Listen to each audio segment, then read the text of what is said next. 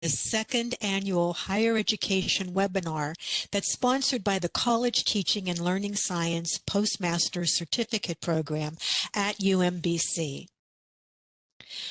My name is Dr. Eileen O'Brien. I'm the director of this online certificate program. Our program sits within the Department of Psychology and is administered by the Division of Professional Studies. This presentation is relevant for two-year colleges, four-year colleges, and graduate education. Although our online college teaching certificate program is based in the state of Maryland, both our students and our topics for this series reach nationally. The COVID pandemic had educators pivoting to online teaching and creating remote connections with learners. This two-year phenomenon was shared across colleges and universities worldwide, challenging our usual relationships in class and on campuses. And now, as learners return to a post-pandemic higher education, faculty are voicing concerns about a change in the classroom and a lack of learner engagement in the work of learning. Returning to usual course loads and on-campus social and academic interest, students are appearing disengaged and have adjustment issues completing assignments and course requirements. Faculty are also experiencing transition symptoms, returning to the classroom and facing what appears to be a disinterested classroom. What can be done to encourage a return to active engagement and a focus on student learning? Today, Dr. Gannon is joining us to discuss creating and sustaining presence, engaging students in the post-pandemic learning environment. Following his discussion, Dr. Rami Keaton, faculty in psychology at UMBC, and Ryan Barron, a graduate of the college teaching program and a new adjunct in computer science at UMBC, will have some remarks. Kevin Gannon is the director of the Center for Advancement of Faculty Excellence and a professor of history at Queen's University of Charlotte, North Carolina. You may recognize him as the Tattooed Professor on Twitter. He's nationally recognized as an educational developer, history professor, abolitionist, and writer. As I mentioned, he has an active following on Twitter, as well as appearances in major documentaries, such as the Oscar-nominated The 13th, which focuses on the 13th Amendment and highlights modern concepts of slavery and racism as it exists today.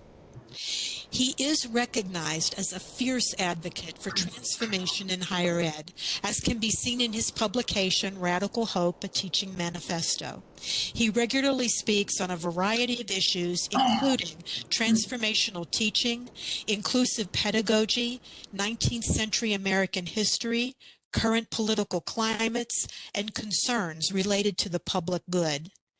His writing has been featured in the Chronicle of Higher Ed, along with other media outlets. His honorarium today is actually dedicated to UMBC's Retriever Essentials, the faculty, staff, and student partnership that tackles food insecurity in our university community.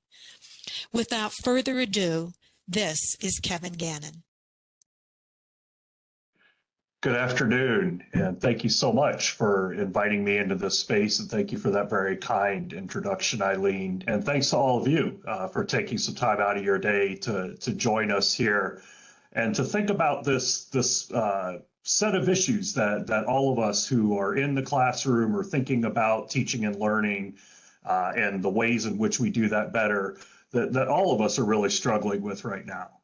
And I'll very quickly sort of issue the disclaimer, I don't have answers to this, right? So if you were here looking for 3 easy steps to reconnect your students in the classroom, I apologize for not being able to provide that for you. But what I do have are some thoughts that I'll sort of briefly put out here in the first few minutes of our time together that might stimulate some thinking, affirm some practices, and lay the groundwork for our discussion for the rest of the period that we have available to us. So I'm going to share some slides here, and hopefully we can see those in the background.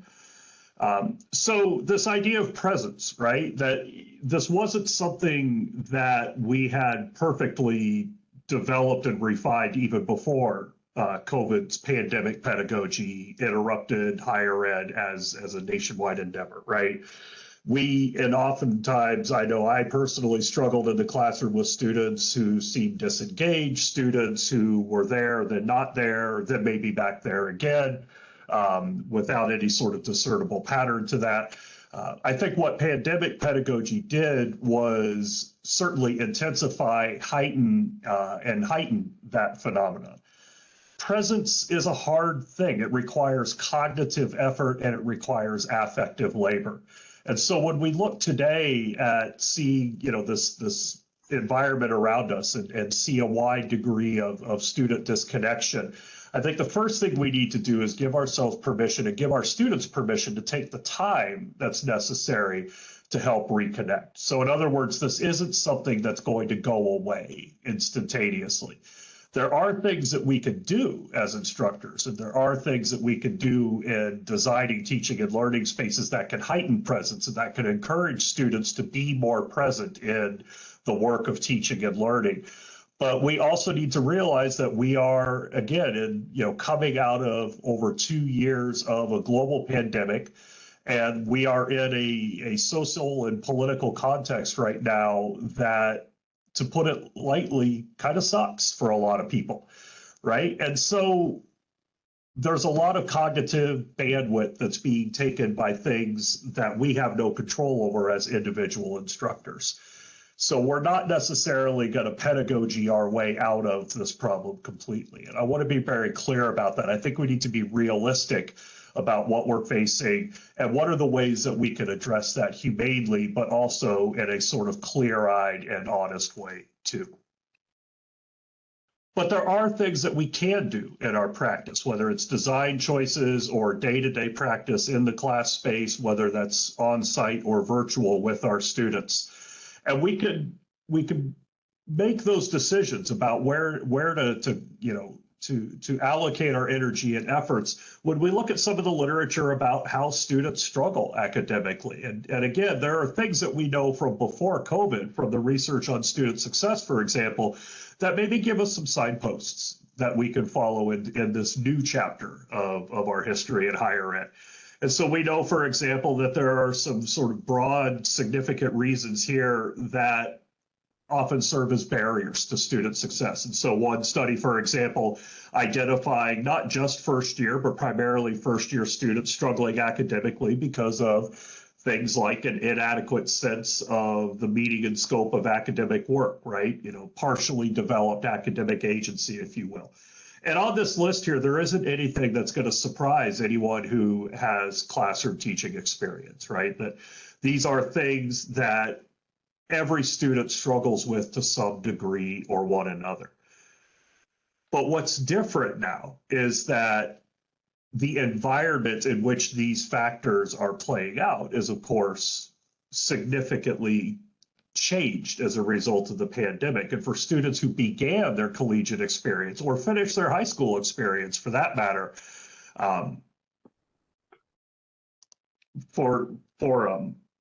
excuse me, I had a weird pop-up come up on my screen. For students who finished high school or were beginning their collegiate experience during the pandemic, working through these problems became a lot more complex. There were a lot more obstacles in the way, right? And of course, a lot of that is due to the affective dimension of learning that the pandemic shaped in some pretty powerful, some pretty profound ways.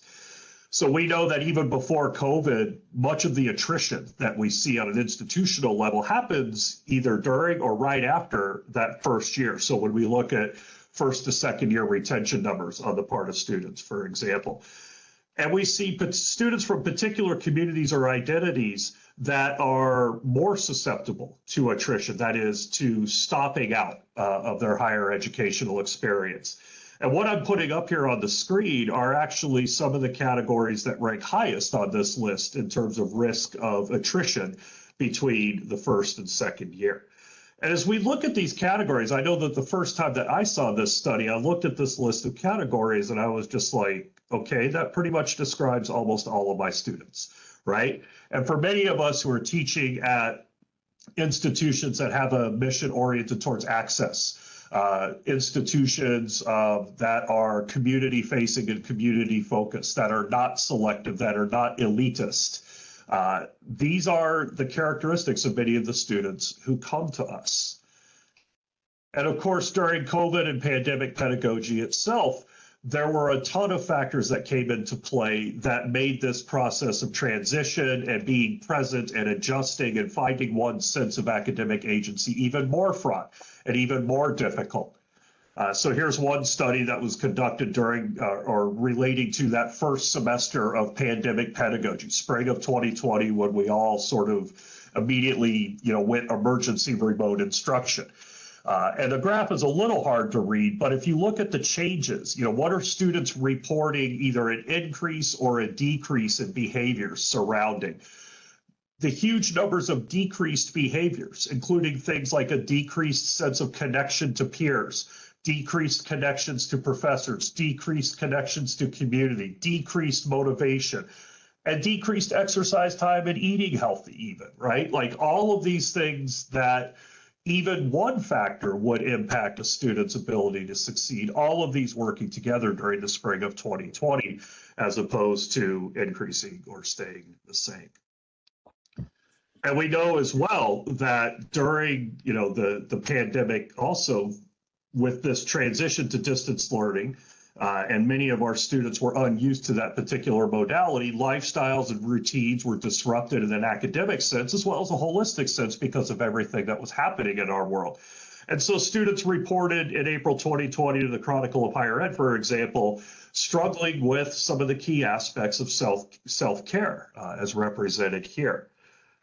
So again, that may seem like, what does this have to do with classroom presence? If we're in a place as learners where almost all of our sort of emotional capacity, if you will, our cognitive bandwidth is being eaten up by trying to satisfy sort of the basic functions of, Maslow's hierarchy of needs, for example, what's left over for the tasks of bringing one's full self to be present for complex cognitive work?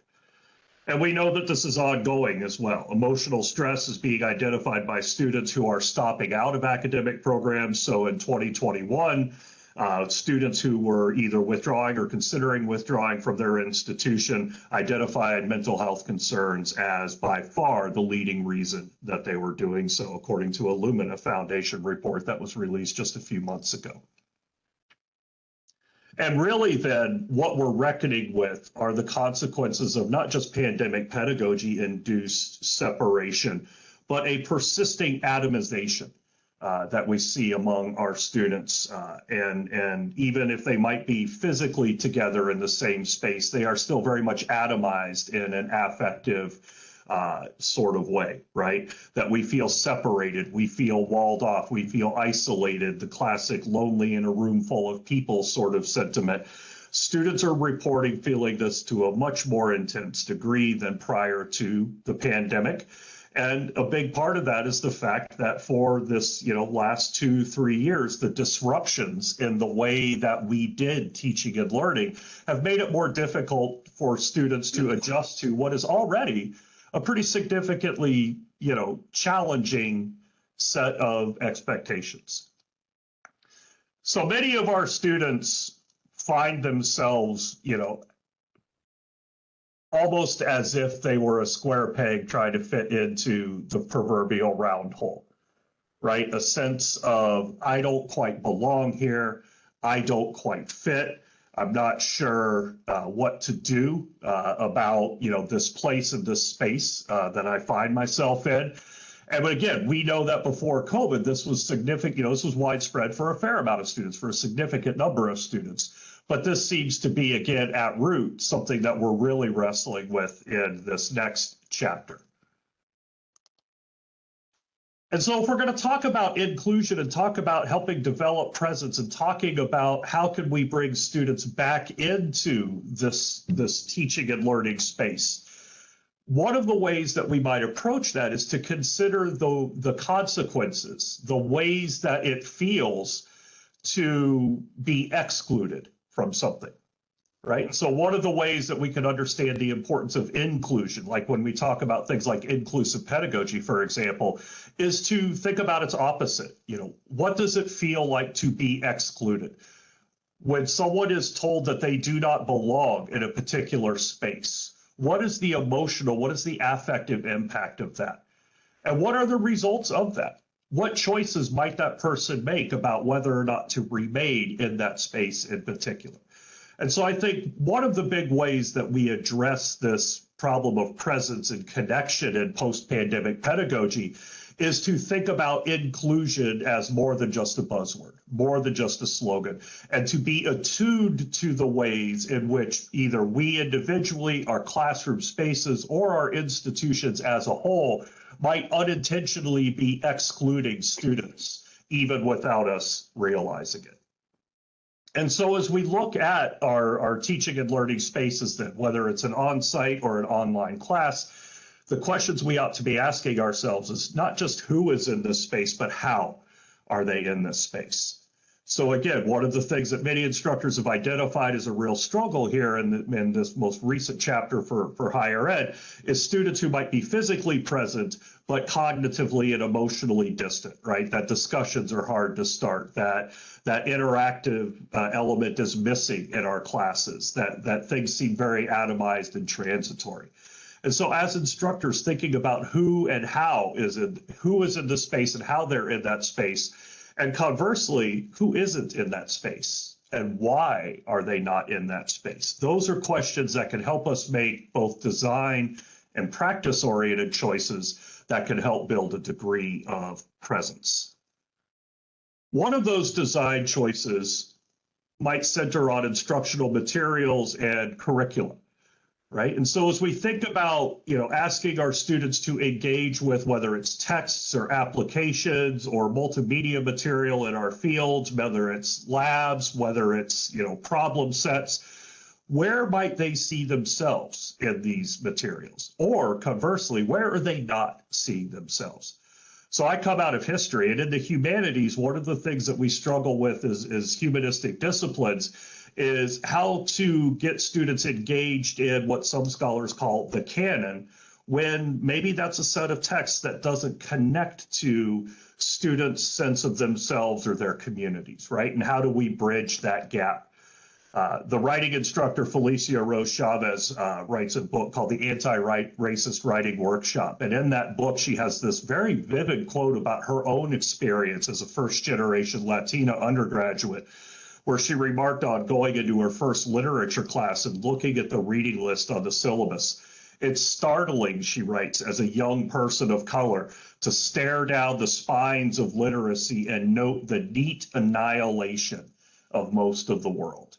Right? And what a vivid phrase, the neat annihilation of most of the world. Here is a young student entering into a field, which has become since her avocation, right, her life's work, but in that first instance, feeling remarkably excluded, right, the neat annihilation of most of the world. Are we conveying to students that they and people like them can be not just passive recipients of knowledge, but rather active creators of knowledge as well? We tell students, we want you to participate in the scholarly conversation. We want you to be involved in the process of knowledge creation.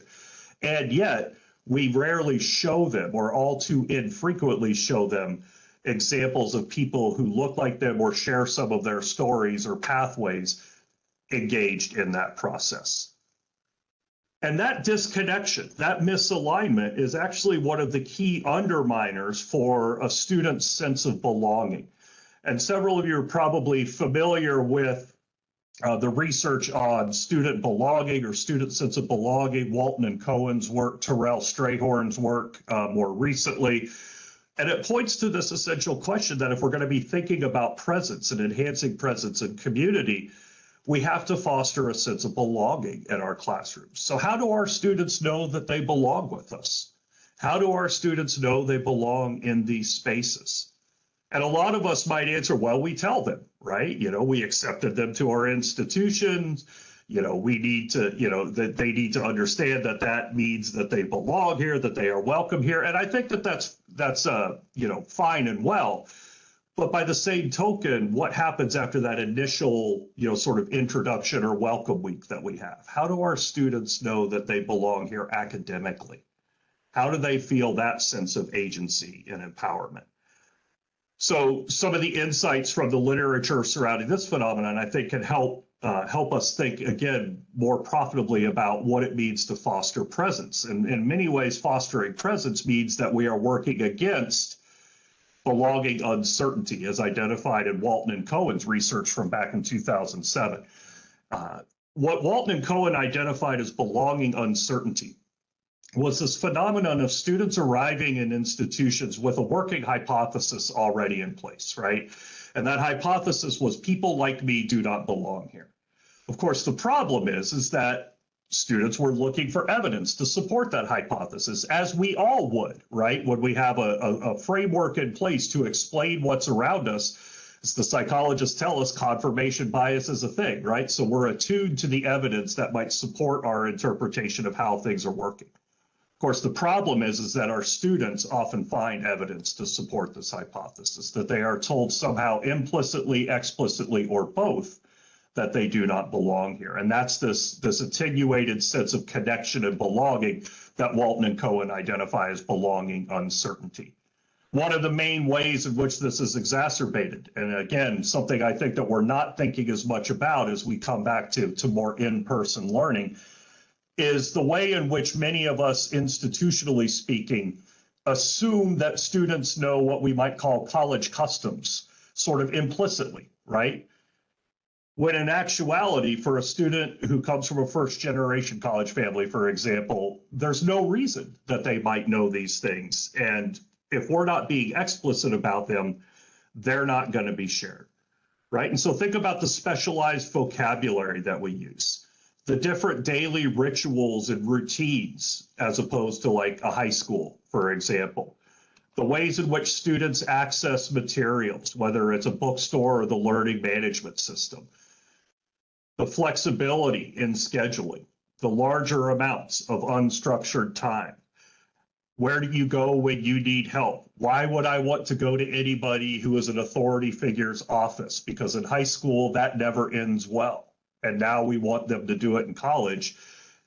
And yet we haven't necessarily given that full explanation as to why that might be a good idea, right?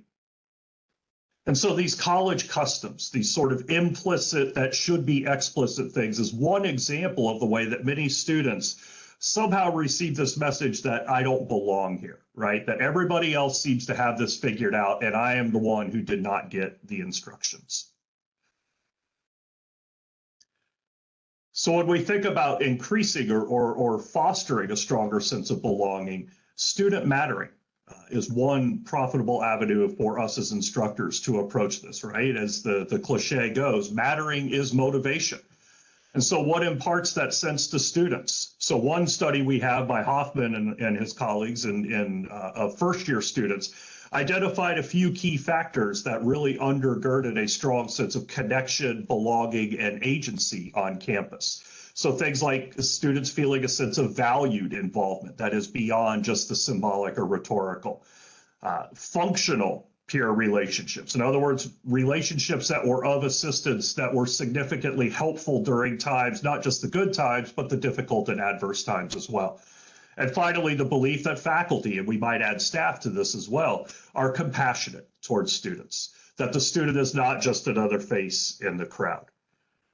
And so this element of compassion, I think, is another thing that we need to be thinking more intentionally about as we try to foster connection or reconnection with our students. There's a lot of conversation right now about rigor and a return to standards after pandemic pedagogy. And I would suggest that as we have those conversations, we cannot start those conversations from a place where we assume that compassion and challenge are mutually exclusive propositions. And in fact, we cannot challenge our students and support them in meeting those challenges without engaging them with compassion. Those two things are not mutually exclusive. They are, in fact, mutually interdependent. So again, one insight that helps us think about that in operation is that if students have a trusting relationship with a teacher or a mentor, They're better able to take advantage of even really tough feedback that they might not have wanted to hear, but that we know is important for the learning and the growth process.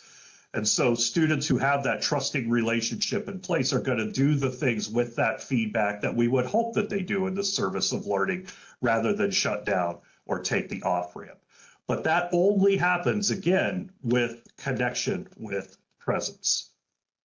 So I'll conclude by just referring to sort of, very briefly, sort of three frameworks that we might use, or that we might draw from the insights that they have about building presence and connection. So the first is something that a lot of us use significantly and heavily during pandemic pedagogy and emergency remote instruction. And that was this model by Amy Whiteside and her colleagues of social presence in online learning. And if you're familiar with the community of inquiry model for online instruction, the idea is how do you build community in a fully remote, fully asynchronous class? And a key part of that community of inquiry was the fostering and sustaining of social presence. So in addition to instructor presence and cognitive presence, there was a social presence. To what degree are all of us in this virtual space seeing others as the full and complicated human beings that we are? And Whiteside and her colleagues identified 5 key components, which are illustrated here, and I'll make these slides available as well, that go into building social presence. And I think that this, while it's a model that was constructed for asynchronous online classes, has a lot to offer us even for on-site, in-person instruction as well. Are we sufficiently attentive to all of these dimensions of the teaching and learning spaces that we design and that we invite students into? Another way to think about building presence and trust with students is in the ways that we offer feedback on the assessment of student learning that we engage in throughout a course, throughout a semester. So one way of thinking about that is DFIDL fidelity feedback, FIDL, giving feedback frequently, as often as possible, immediately, discriminating, that is, holding students to standards, but that are reasonable and transparent. And then finally, and the most important part of this framework, lovingly. And I'll admit, the first time I heard DFIDL talk about this, I was like, lovingly? Loving feedback? What do you mean? But compassionately, empathetically, understanding that we're inviting students into a conversation about learning, but for them, it might be a conversation that feels fraught or feels risky because they've tried something and fallen short of success. And so how do we keep students on the on-ramp as opposed to the off-ramp in that conversation? And I think thinking about feedback in this paradigm offers us some ways to keep ourselves honest and engaged in that. And then finally, we need to think globally in terms of our entire institutional culture as well, in the ways that we are approaching and conceiving of the students who are coming to us. And so if you're familiar with Tia McNair and her colleagues' works, Becoming a Student-Ready College, you'll understand where this meme is coming from. But basically what McNair and her colleagues are arguing is that we, in particular, we as faculty, right, need to get past the sort of old paradigm where we talked about the college-ready student, right? We were so focused on how is a student ready for college that we led with deficits. The student can't read enough, or hasn't written enough, or hasn't done enough math, or hasn't taken a foreign language, right? Even those of us who mean well were approaching students as deficits first, as problems who needed to be solved, rather than human beings with strengths and assets that can help them in the learning process. What McNair and her colleagues argued is that we need to flip this paradigm, which is simple but not easy, right? And so think of ourselves as student-ready colleges. So it's not, are these students ready to come to us? It's, are we ready for the students who are coming to us? And in a period following a profound disruption to students' lives and academic journeys, and and this is not going anywhere, right? Because anyone whose educational journey was disrupted by COVID, whether it was kindergarten all the way up, is going to be coming to us over the next decade. And we need to be thinking about what we mean when we think about college readiness and when we think about the students that we actually have coming to us and how we engage them most compassionately and in a sense that builds presence rather than marginalizes students. So that was a fair amount that I just sort of threw out there. Again, I think that there's a fair amount that we have in the literature and in some of the student success research that can really inform us as we try to answer this question about how we connect and reconnect with students. But I'll be interested to hear the experiences that all of you have and some of the questions that we're asking broadly in the field as well. So I'll stop the screen share. And here we go. I'd like to invite Rami Kitan. Hi, hello everyone. Let me just introduce myself. I'm Rami Kitan. I'm a clinical associate professor in the psychology department at UMBC. And I want to thank Kevin so much for a very thoughtful presentation that helps us try to grapple with a lot of the issues that we are facing engaging our students in the classroom right now. And a number of things really resonated with me that you said, Kevin, particularly around the comments of the impact of the pandemic on sort of the affective dimension of our students and their feelings of exclusion. Because I would say one of the things that I am seeing in particular in the classroom is that there's almost this universal epidemic of anxiety that is interfering with learning. And it takes different forms in different students. Some students have sort of just a generalized anxiety that affects motivation and their ability to prep for class. I'm seeing a lot of social anxiety. I teach in a flipped class format and I use my class time for almost all group and partner work.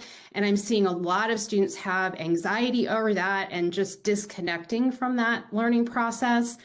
And I'm seeing anxiety over the amount of content that we're covering, where even students who are really putting in the time and doing the work are overwhelmed by the amount of content. And I really get the sense in talking with them that it's a sense of being overwhelmed by all of the other responsibilities that they have in their life. It's as though their bandwidth, as you say, has narrowed and their resiliency has really dropped. And so one of the things that I've had to shift to in recent semesters, before I can even think of trying to really engaging in depth with content, is to spend a couple of class periods really building community and doing, intentionally dedicating class time to community building. The students with their peers, building trust between me and the students, and really focusing on that. And I'm finding that's offering me a way in, but it's obviously it's at the expense of covering some content. It also requires a tremendous amount of energy on my part. And so I'm really interested to hear what your thoughts are on that, what other people's experiences are if they're experiencing similar things. And thanks so much for the opportunity to be on this panel. So Eileen, do we want to let Ryan speak as well? Sure. Ryan, do you want to jump in, and then you can respond to both Rami and Ryan at the same time? Thank you. Thanks. Sure. Hey, everybody. I am an adjunct lecturer at UMBC here. I teach computer science classes. Right now, I'm teaching to an NSA cohort. And previous semesters, I've taught to traditional computer science students. And the spectrum and engagement across students is interesting. And to see some of these problems occur and engagement levels throughout the different students is interesting also. Regarding the community engagement, some of the things that I found that were helpful were like Discord servers where students can create meme channels where the instructors can also go back and interact and post things they find funny in the classroom, and students can react to them through their own memes there and have them stand for periods of time where students can go back and see them on their own and post their own material and questions related to those things. I also think group work is important because it helps the students to feel like there's somebody like them that they can connect with in the class and experience a different perspective. Some of the challenges that I think will need some thought to address are students coming from quick scrolls, like for instance, Vine or meme scrolling on social media, where the information they receive is almost instantaneous and they can go on to the next topic, whereas traditional lectures are more like book presentations where it takes time to develop a thought into that, and it takes some intensive thought. Yeah, also an additional point, I think ease of access of material is important for students to feel like they know how to navigate the course and have a trajectory to learn something meaningful. Another challenge, I think, is artificial intelligence, such as ChatGPT, to where students are generating answers to questions and essays where they feel like maybe the goals that they were previously working towards are not as meaningful in the light of those technologies coming out. Yeah, so just a few minor challenges there, right? That we, and so thank you both Rami and Ryan for some of the specific ways that you're meeting students, that you're engaging students, that you work to build community and presence, and I think it's things like these in particular that are going to help us sort of untie this knot, right? That we're all trying to struggle with right now. And I think in particular, the more that we can offer students in terms of, what we call scaffolding, right? It's not assuming that all the apparatus is there right away for students to accomplish, complex tasks or multi-part processes. And so I think, even when it comes to things like, Ryan made the point about the way that students normally access information on, let's say social media or recreational internet use, and then what we're asking them to do in a class session, which is a little bit more like slow work or deeper work, right? And so how might we get students into a place where they see that that's, a different thing, that this is a transition, that we're asking you to do something differently, and then how do you meet that successfully? And so I think instructors that I've seen who use techniques like guided notes or a sort of metacognitive discussion before that particular activity or class session begins about, here's the plan and here are the things that will need to be successful. So let's talk about what that looks like, and then a debrief at the end. And I also think that we need to be embracing transparent teaching methods as much as we possibly can. And so a lot of what we're struggling with, in terms of engagement, that, and how students are making choices as to where to allocate their diminishing resources, right, has to do with the question of motivation, and in particular, intrinsic motivation, extrinsic motivation, where the student just wants, I just need to do this thing to get the A, to pass the class, to get the instructor, off of my back. That's when students decide to use tools like ChatGPT, right? And so how do we flip it to intrinsic motivation? How do we get students at a place where they're understanding that not only, here are some tasks that will benefit me in the long run, but I see those benefits and I understand how those benefits are going to be in place for me in whatever the next chapters are. And I think transparency is the way to get at that.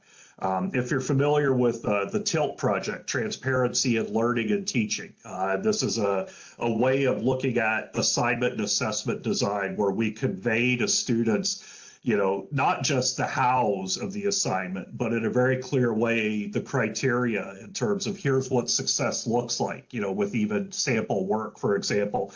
But the TILT method starts out with framing for an assessment or an assignment. Here are the knowledge and the skills that you're going to gain as a result of doing this assignment. So it gets us as instructors in a place where we're very consciously and intentionally talking about, here is the purpose of this thing. Here is how it aligns with the outcomes of the class. These are the tools it's going to put in your toolbox. Here are the benefits that it's going to give you in terms of succeeding, not just here, but down the road. All of the things that might activate that sense of intrinsic motivation for students. So those are some thoughts I had, just sort of, reacting to your reactions. How do we work with intrinsic motivation? How do we create spaces where that is made possible and likelier perhaps than extrinsic motivation? But also, again, to your point, Rami, understanding that we're in a much more complicated context for many of our students, and that this is always going to be something in process and something that, we need to be sure that we're asking students to do things sustainably for both us and for them. Would like to open it up to questions from any of our participants. Please feel free to unmute and ask your question. I was waiting. I'm Marguerite Weber. I actually presented the first one of these workshops last year.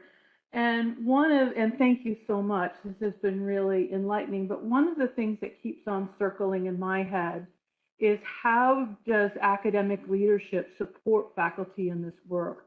When the faculty are already experiencing anxiety, when they come into a class that's really disengaged, when they're having to really catch up on a lot of work that didn't happen over the pandemic, there's shortfalls in resources.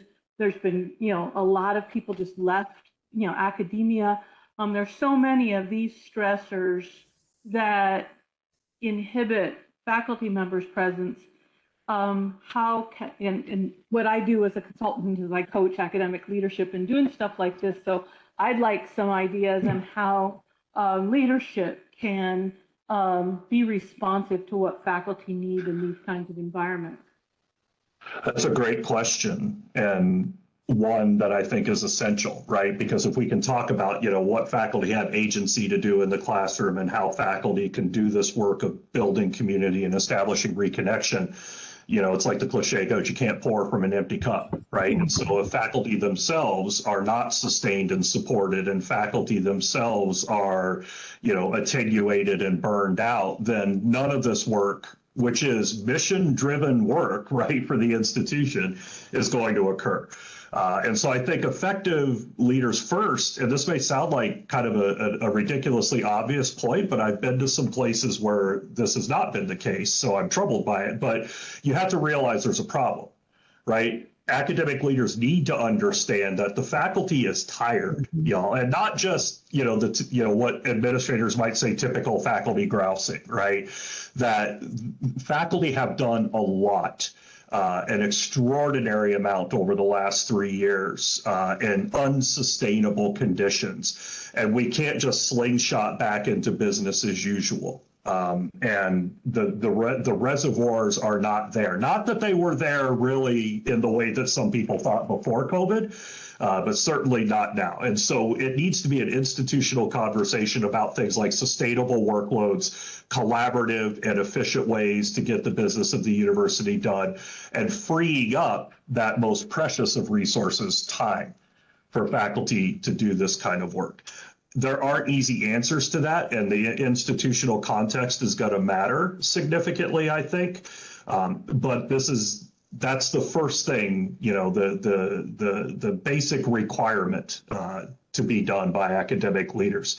One of my leaders here at my campus, my associate provost, has a really, I think, very accurate metaphor to talk about burnout. He said, many faculty, if they're not burned out, are sort of what he would call pre-burnout, in the same way that if someone is medically diagnosed as pre-diabetic, right?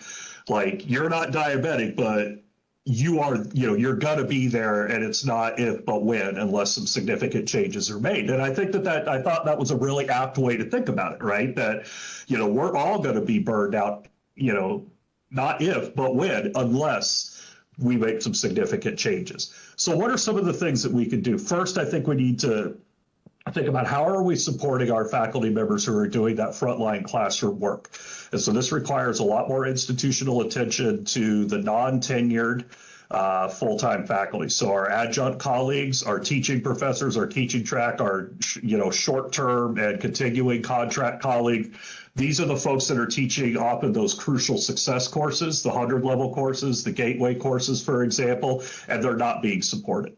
And so we need to look at not just the ways in which we're paying folks, but what are the class sizes that we're assigning adjunct faculty or precarious faculty as opposed to full-time faculty? Do we have grading support and teaching assistant support for these folks in the same way that full-time tenured faculty get? If not, that's a problem, right? We also, I think, need to think about how are we integrating folks into the life of the department in ways that, that honor the work that's being done by this particular group of our faculty colleagues as well. One of the other things that I think we could do is create space for our younger colleagues, junior and early career colleagues, to do pedagogical innovations that move the needle on this, but to provide them some institutional cover and protection. And so one example I'll give, if we're asking faculty to undertake some pedagogies that are very student-centered, very active learning-based, we know from the research that there is often pushback from some students against that faculty member. You know, why are we having to do all the work? They're the ones who are supposed to be teaching us, right? And if you're an early career faculty member or you're on a year-to-year contract, those student ratings of instruction, right? Those student evaluations are life and death. And so oftentimes the incentive to do the innovative pedagogy or the effective pedagogy is outweighed by the consequences of possibly adverse student ratings of instruction. But what if you let faculty members identify a particular class or section where they're integrating these sorts of pedagogical techniques? You know, I am trying team-based learning in this section of History 104 in the fall, or I am really revising my pedagogy to do much more problem-based learning as opposed to traditional lecture-oriented. And then that class didn't count, so to speak, for evaluation purposes, whether it's the P&T committee for junior faculty or whether it's contract renewal or you know, teaching effectiveness observations for continuing term or adjunct faculty. The student still, you know, does the student ratings of instruction. The instructor still gets the feedback from the students, but then it becomes formative as opposed to summative. And so what you've done right there is you've created space for folks to try innovative pedagogies that have a chance to move the needle more significantly with student retention and with student impact in terms of meaningful learning experiences. You've created a safe space for them to do so. You've still maintained a way for students to offer feedback as to whether this was effective for their learning or not. And you've sent a signal as an institution, we value these things and we will make space for them, right? And it's a revenue neutral thing. It doesn't cost anybody any money to do that. And so that's one, you know, sort of, you know, it's kind of right there as a solution that we might pick up. I think the message it conveys is just as important right now as the results that it'll have too. So those are a couple of thoughts. Thank you. We have a question in the chat with regard to all the innovation and the way we've tried to come back from the online teaching to perhaps back to the classroom with some evidence that there's more cheating going on, and how you deal with that along the lines of academic integrity. Yeah, so this is the fraud issue, right? Especially, you know, as Ryan alluded to ChatGPT, it's only going to become more complex.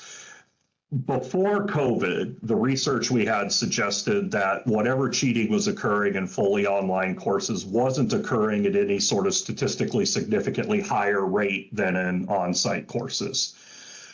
I don't think we have enough time or data to know what's happened as a result of pandemic pedagogy. The anecdotal evidence suggests that it's become a thing, right?